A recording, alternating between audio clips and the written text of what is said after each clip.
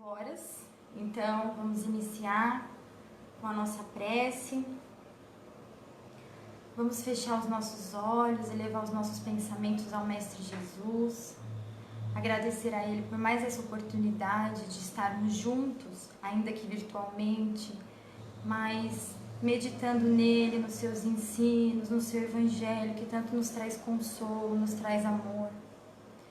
Mestre, que a sua paz esteja conosco e que a gente consiga sair desse estudo um pouco melhor, tentar colocar em prática. Abençoe a todos os lares, todos os nossos amigos do Milady, a todos os convidados, enfim, que Jesus abençoe a cada um de nós. Que assim seja, graças a Deus.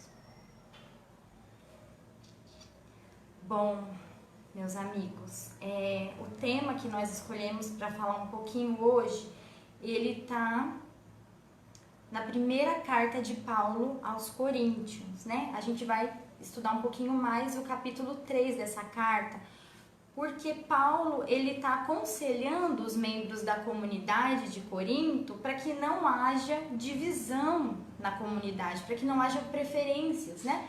Porque todos lá estão trabalhando pelo mesmo objetivo. Porque Paulo, nós sabemos, ele fundou a comunidade de Corinto, né? Mas ele viajava muito, então é natural que surgissem ali outros líderes, outras pessoas, né?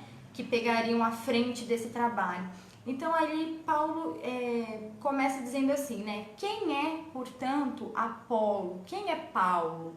São servidores pelas quais vocês foram levados à fé, né? Cada um deles agiu segundo os dons que Deus lhe concedeu. Eu plantei, né? Porque foi ele que fundou a comunidade. Apolo regou, mas é Deus quem fazia crescer. E aí, em determinado momento, ele diz assim: Paulo, Apolo, Cefas, né, o Pedro, o mundo, a vida, a morte, as coisas presentes e as coisas futuras, tudo é vosso, mas vós sois de Cristo, e o Cristo é de Deus, né? Então, uma das muitas coisas, né, que nós podemos aprender com esse comentário de Paulo é que no cristianismo não há espaço para separações, né? O trabalho de Cristo, ele nos convida a uma união, a uma unificação, né? Realmente ali um trabalho de comunidade, um trabalho de conjunto.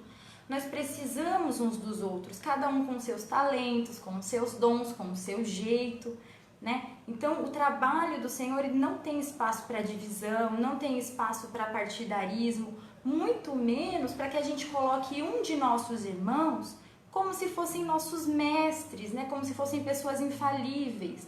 Não podemos colocar uns aos outros em altares de adoração, né? Porque todos nós somos falíveis, todos nós estamos ainda a caminho. O único que já venceu o mundo, está nos mostrando o caminho, é Jesus, né? Ele sim é infalível, ele venceu o mundo e está nos mostrando o caminho. Os outros irmãos, nós podemos e nós devemos admirar, apoiar, nos ajudar, né? Mas todos nós ainda estamos a caminho. Afinal, não tem ninguém que esteja tão à frente que não possa ser auxiliado e ninguém está tão atrás, né, que não possa auxiliar. Estamos todos ali no meio, né, a caminho. Mas mestre, nós sabemos que nós só temos um, que é Jesus Cristo. Portanto, nós não somos de Paulo, nós não somos de Apolo, né? Nós somos do Cristo, porque todos esses anteriores também pertencem ao Cristo, né? E como Cristo pertence a Deus, logo todos nós somos de Deus, né? Porque é de Deus onde vem todo o amor, é de Deus onde vem as sementes para nós plantarmos, a água para nós regarmos, a inteligência, né? Para que a gente saiba como plantar, como colher, né? E aí eu vou ler um pedacinho aqui de um livro que eu estou terminando de ler, que é O Irmão de Assis, é um livro muito bom. E aí, Francisco de Assis, ele diz assim: a salvação é fazer-nos pequeninos. Comecemos reconhecendo que só Deus salva. Só Ele é onipotente e não precisa de ninguém. Se precisasse de alguma coisa, seria de servos pequeninos, pobres e humildes, que imitem seu filho submisso e obediente, capazes de amar e capazes de perdoar. Da nossa parte, só isso. O resto fica por conta de Deus, né? Então, ser do Cristo nos traz certas obrigações morais, né? Afinal de contas, é o nome de Jesus que nós estamos carregando. E aí é muito importante nós pensarmos o que nós estamos mostrando no mundo, para as pessoas à nossa volta, que é o Cristo, né? O que nós estamos pregando para o mundo sobre o Cristo? Nós estamos pregando amor, caridade, justiça, tolerância, né? Ou nós estamos pregando fundamentalismos, fanatismos, egoísmos, usando os ensinamentos de Jesus de forma distorcida para nos beneficiar, para assustar as pessoas, né? Então, ser de Jesus Cristo nos exige honra, nos exige esforços, né? Nos exige coragem de sermos bons nos momentos ruins. Fidelidade é a palavra que deve definir nós como cristãos, né? Não estamos falando aqui de perfeição, né? Mas é o caminho, né? E no Evangelho segundo o Espiritismo, no capítulo 18, intitulado Muitos os chamados e poucos os escolhidos, lá no item 16, o Espírito Simeão, ele vai nos dizer como que a gente reconhece ali um verdadeiro cristão. Aí ele nos diz assim: bastará dizer sou cristão para que alguém, para que seja verdadeiramente um seguidor de Cristo? Procurai os verdadeiros cristãos e os reconhecereis pelas suas obras. O cristianismo, qual fizeram há muitos séculos, continua a pregar essas virtudes divinas. Esforça-se por espalhar seus frutos, mas quão poucos os colhem. A árvore é boa sempre, porém maus são os seus jardineiros. Entendam de moldá-la pelas suas ideias, de talhá-la de acordo com as suas necessidades, cortam-na, diminuem-na, mutilam-na, tornando-os estéreis. Seus ramos não dão maus frutos, porque não estão mais dando frutos nenhum. Ou seja, a gente está mudando tanto, distorcendo tanto o Evangelho de Jesus, que a gente está criando uma outra religião, uma outra coisa, mas não é aquilo, né, que Jesus pregou, não é o cristianismo verdadeiro. Então, para que a gente realmente seja cristão, nós precisamos agir, né, agir no bem, nos colocar em ação ali onde Deus nos plantou, onde Deus nos colocou, né, mas sem deturpar os ensinamentos de Jesus, né.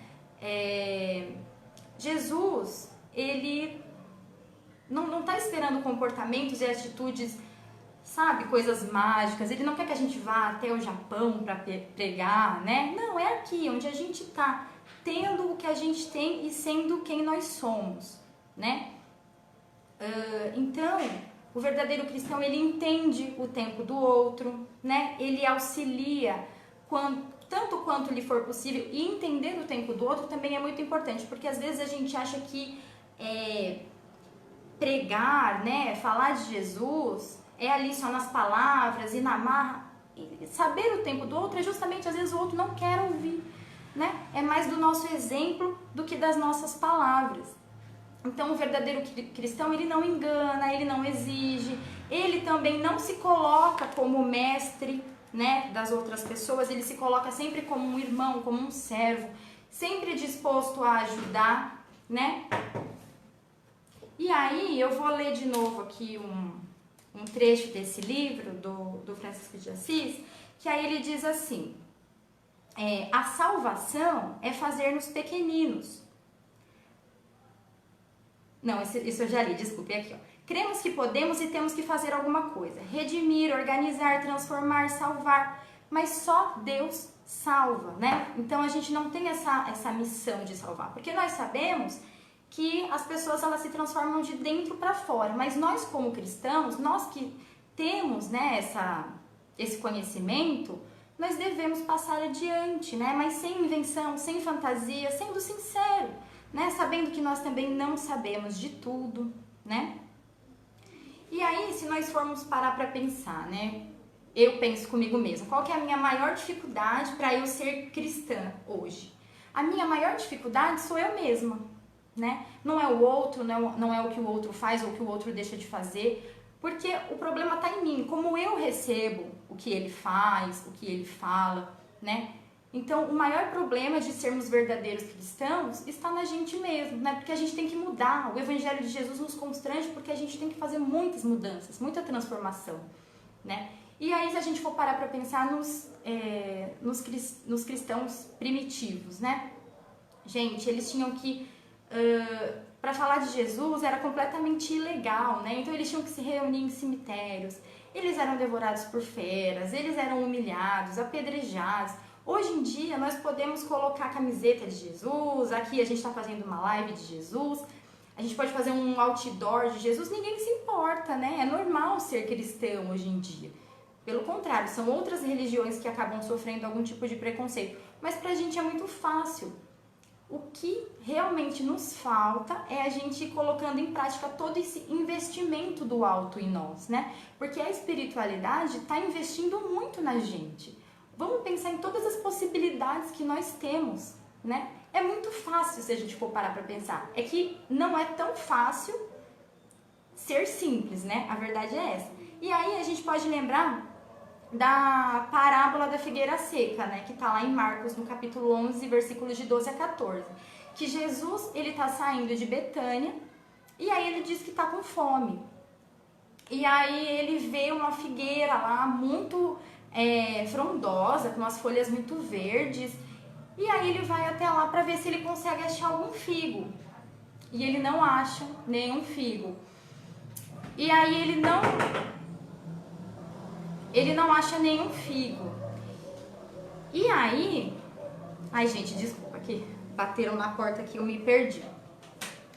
E aí, não encontrando nenhum figo, Jesus amaldiçoa a figueira, né? E aí, no outro dia, quando eles estão passando por lá, os discípulos, os apóstolos, eles ficam assustados porque a figueira, ela tá seca, né? Da raiz, desde a raiz a figueira tá seca. E aí, a gente sabe que isso é uma parábola, então se a gente for parar para pensar o que realmente aconteceu, né? Jesus, ele realmente estava com fome, porque nós sabemos, Jesus falava que a vontade dele era a fome dele era fazer a vontade do seu Pai, né? Mas claro, a gente sabe que Jesus comia, porque Jesus estava encarnado, mas quando ele ficava em Betânia, ele ficava na casa de Lázaro, né? Na casa de Marta e Maria, então a gente sabe que eles tinham uma amizade muito bonita, com certeza elas não sairiam, elas não deixariam ele sair com fome. Então acho que a gente pode descartar essa fome biológica aí. Nós podemos entender essa figueira como Jerusalém, né? Há muito tempo já, há 1000 anos, né? Os missionários estão indo lá para que Jerusalém dê frutos, né, de amor, de conhecimento, de caridade, de fraternidade, todos os frutos que Jesus também pede pra gente. Então, muito foi investido em Jerusalém e Jerusalém não estava dando esses bons frutos. E a gente pode, né, deve, na verdade, pensar nessa figueira como se fosse nós, né? Nós, o tanto que Jesus, que a espiritualidade está investindo em nós. Nós somos uma figueira seca, nós somos, na verdade, só frondosos, né? A gente fala bonito, fala bastante de Jesus na internet, mas quando vem alguém falar com a gente não consegue dar nenhum fruto para a pessoa, por menor que seja, né? Ou a gente já está dando frutos. Então nós precisamos pensar que assim, o importante não é a aparência, belas palavras, né? Se faz, na verdade, necessário ação. É isso que se faz necessário, porque uma fé só de aparências, ela não se sustenta, né? Porque uma hora vai chegar os testes, vão chegar as provações e realmente nós, como figueira, vamos secar. Se a gente não tiver essa fé jamais florida, simplesmente nós não vamos ter frutos nem para nós e nem para os outros. Então nós devemos deixar, né, a nós mesmos florescer pelos exemplos do Divino Mestre, que é o verdadeiro jardineiro, né, regando-nos sempre com a água viva, que só Ele pode nos dar, e assim, aos poucos, nós vamos poder oferecer frutos de amor, de esperança aos nossos irmãos, mesmo que de momento sejam frutos pequeninos, né? Porque quem não age assim está desperdiçando os dons de Deus, está usando indevidamente o nome do Senhor, né? Quem não age assim é uma figueira seca, porque nenhuma fé superficial resiste. E o próprio Jesus nos diz, né? Nem todos que dizem Senhor, Senhor entrarão no reino dos céus. Apenas entrará aquele que faz a vontade de meu Pai. Muitos nesse dia me dirão, Senhor, Senhor, mas nós não curamos em Teu nome. nós não profetizamos em teu nome, nós não expulsamos demônios em teu nome. E Jesus vai falar: apartai-vos de mim, vós que só fazeis obras da iniquidade. Então, quer dizer, não adianta a gente ter nos nossos lábios, né, o nome do Senhor, fazendo coisas em nome do Senhor, mas que não seja de verdade, né, não seja de coração. Não adianta termos nos nossos lábios o nome do Senhor e a gente está desrespeitando a criação dele. E isso nos inclui, né? Porque nós também somos a criação de Deus. E a lei é amar a todos como a nós mesmos. Mas como a gente vai dar um amor que a gente ainda não tem? Como a gente vai dar um amor que a gente ainda não sabe? Né? Então é a hora também da gente pensar quanto nós estamos nos amando. Né? Porque a partir do momento que a gente contrai débitos voluntariamente, então, eu sei que fazer isso é errado, mas mesmo assim eu vou e eu faço. Eu sei que eu vou ter que pagar por aquilo depois, eu sei que eu vou sofrer depois. Então, se eu me faço sofrer sabendo, será que eu realmente me amo? Né? Então, como que eu vou passar esse amor para os meus irmãos? Né? Então, nós precisamos ir colocando, né, estudando, dando crédito, dando valor, né, a tudo isso que a espiritualidade faz por nós, porque aí nós vamos conseguir nos amar mais, né? Sempre que a gente vai tentando colocar em prática, a gente vai ficando mais feliz, a gente vai ficando mais em paz, e aí a gente vai em busca de coisas melhores, porque a gente quer que essa felicidade dure mais, né? A gente quer que essa felicidade amplie, e dessa forma a gente vai conseguir também ficar em harmonia com o resto da criação. No Livro dos Espíritos, na questão 886, Kardec pergunta qual é o verdadeiro sentido da palavra caridade como entendia Jesus. Aí vem aquela frase que a gente conhece, né? Que é benevolência para com todos, indulgência para com as imperfeições alheias e perdão das ofensas. E aí o complemento é assim: o amor e a caridade são um complemento da lei de justiça, pois amar o próximo é fazer-lhe todo o bem que nos seja possível e que desejaríamos que nos fosse feito. Tá o sentido dessas palavras de Jesus: amai-vos uns aos outros como irmãos. Então, tudo que a gente está fazendo de bom pra gente, né, seguindo o evangelho, lendo, estudando, a gente automaticamente está também fazendo o bem pro próximo, porque é o amor que a gente reconhece em nós, é o amor que a gente consegue dar, né? E aí, falando em amor, como a gente está falando aqui das obrigações, né, também dos cristãos, quantas pessoas, né, se furtam a oportunidade de conhecer mais Jesus pelos maus exemplos que nós cristãos estamos dando, né? Quantas pessoas procuram Jesus em nós atrás de um consolo, de um afeto, de um carinho, de uma palavra amiga. Às vezes a pessoa não quer nem uma palavra, né? Ela só quer um ouvido. Mas encontram na gente ira, egoísmo, inveja. E aí a pessoa vai pra longe, porque ela fala: ué, essa pessoa que sempre fala de Jesus tá agindo desse jeito, então será que Jesus é assim? E a pessoa, ela vai embora, né? E a gente não pode usar daquela desculpa: mas eu sou responsável só pelo que eu falo, não sou responsável pelo que outra pessoa entende. Não, nós somos responsáveis sim pelo que o outro entende, porque nós devemos falar com amor, nós devemos agir com paciência. Claro que não é fácil, né? Mas a gente tem que ir fazendo esse esforço diário. Saber com quem a gente está falando, para saber como a pessoa vai entender, né? Não adianta a gente falar um monte de palavra difícil, vai entrar por um ouvido e sair pelo outro, né?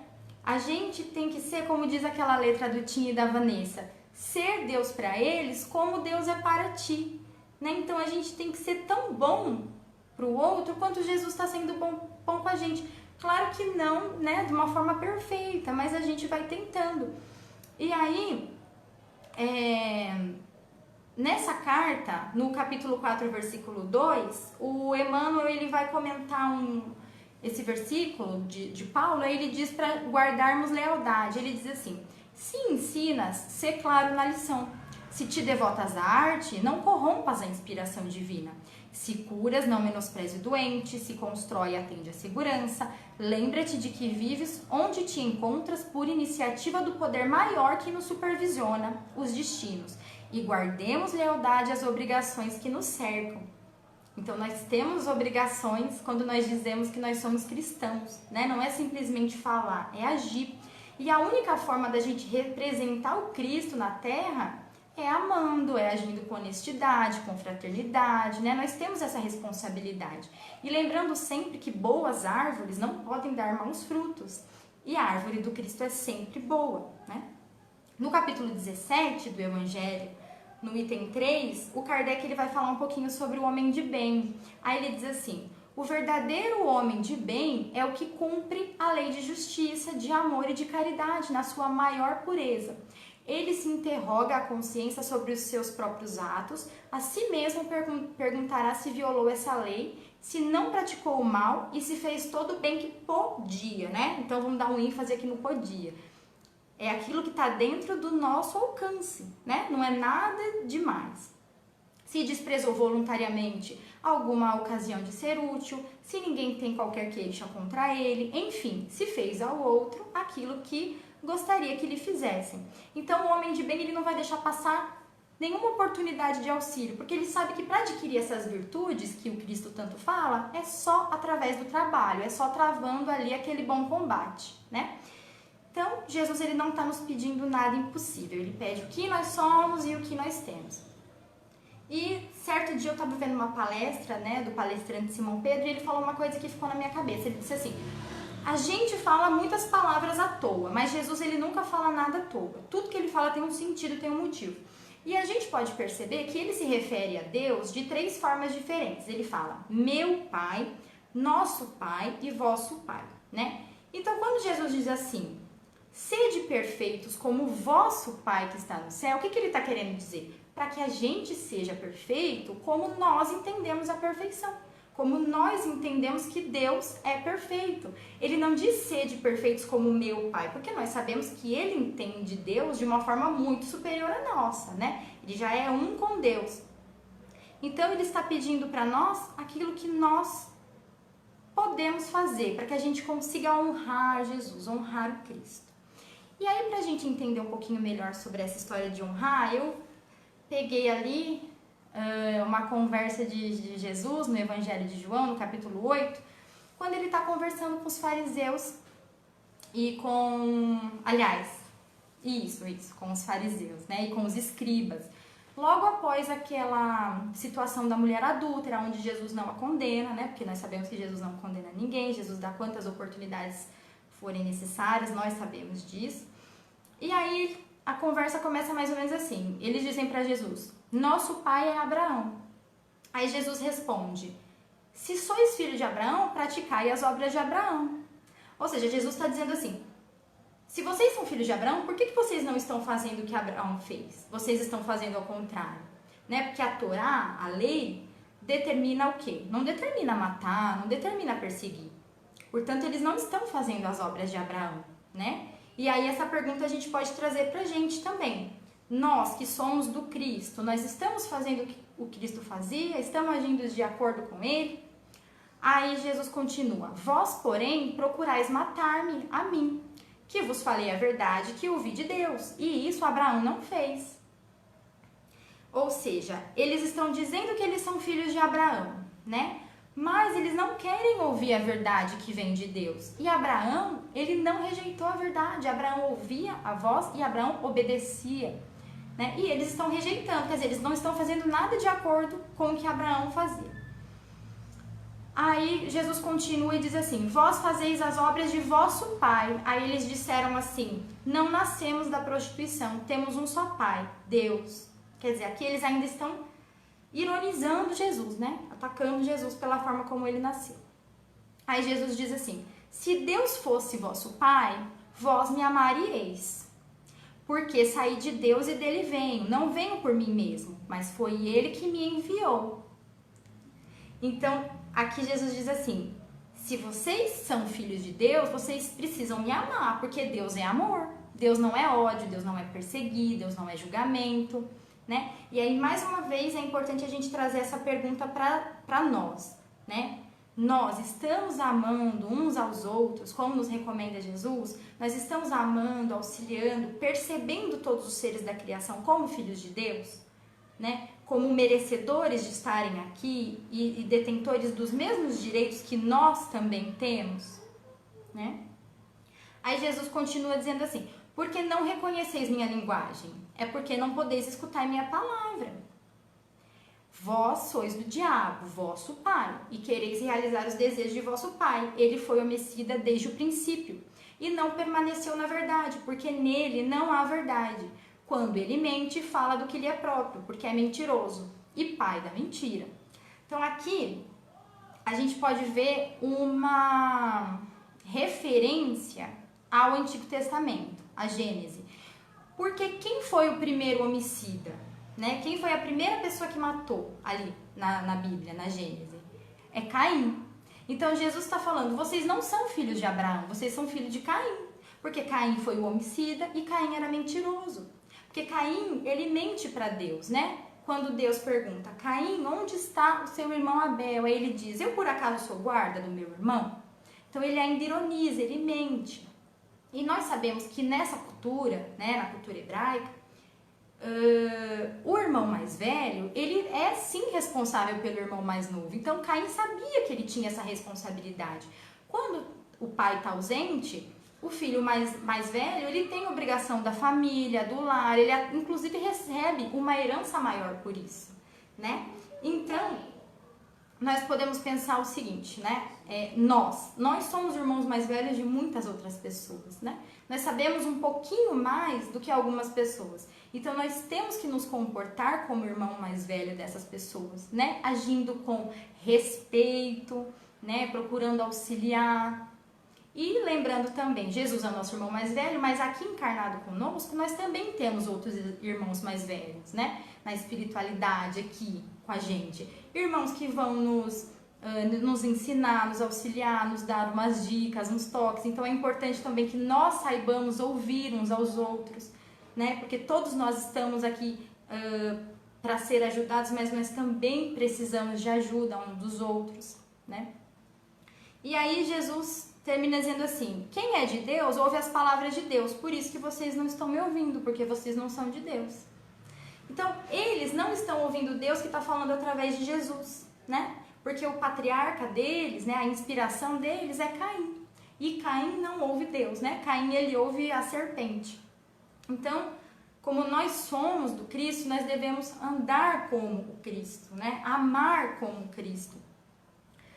Palavras sem ação são mortas, a fé sem ação é morta em si mesmo, como já disse Tiago Menor, né?